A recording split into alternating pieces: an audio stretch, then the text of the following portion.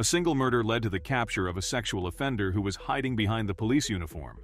This case shocked the people, as they never expected a respectable police officer to commit such heinous crimes. Who was the police officer? What did he do? Let's find out. James Lee Appleton was a kind man who worked diligently as a supervisor at Emerson Electric. He then shifted his occupation altogether. He started working as a carpenter. He then proceeded to work for the Gateway Rural Water Authority. He was a man who was loved by everyone. He was helpful and resourceful. He always helped others and found joy in seeing others happy. He was a man of his word and led a peaceful life.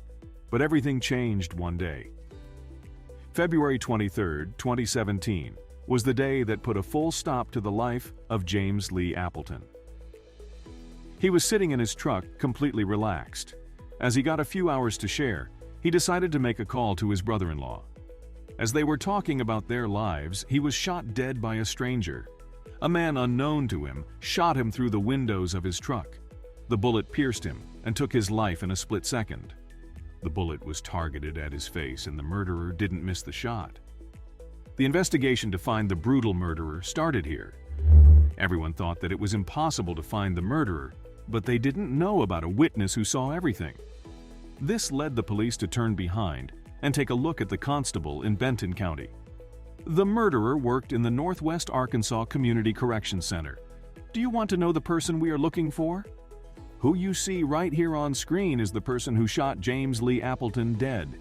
Grant Hardin was the one who decided to kill James with no mercy and executed the crime with no remorse. What led to this? What did James do to Grant? The motive of every crime is important to know why they chose certain methods of killing. A person who has so much hatred against another wants him to suffer and die. Here James was killed in one shot, but that too brutally. Grant's wife was questioned by the police. She said that she had no clue where he was. She thought that he was working in the yard, but she didn't have an eye on him throughout that day. This put him in a tough spot. With no perfect alibi, it fell on him to prove where he was that day. On the 16th of October 2017, Grant realized that there were no loopholes open for him to escape this. He had to admit the crime he committed. He proceeded to plead guilty, but he didn't disclose the motive. It's still unclear why he would kill James Lee Applestone. Many people believe that they crossed paths with each other due to their work, but it's still unclear why he killed him. Do you think there is a possibility that he killed the wrong guy? What if Grant was targeting someone else? This cold-blooded murder remains a mystery. The court sentenced him to 30 years in prison. Later on, it was revealed that Grant had committed other crimes too, but no one knew that. Back in his young days, he sexually assaulted an elementary school teacher. It was in November 1997 that this crime happened. He was working as a police officer, and he brutally abused and sexually violated the school teacher. The survivor couldn't identify the face as the offender wore a mask. He made sure to not touch any surface while abusing her. The police had his DNA as he ejaculated during the abuse. In February 2019, he pleaded guilty to rape and was given 30 years and an additional 50 years in prison. He is serving his jail time in the North Central Unit located in Calico Rock. What he did was something no police officer should do.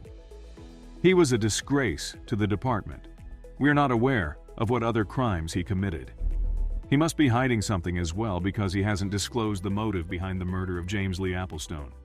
There could be more to this car. Only time will tell.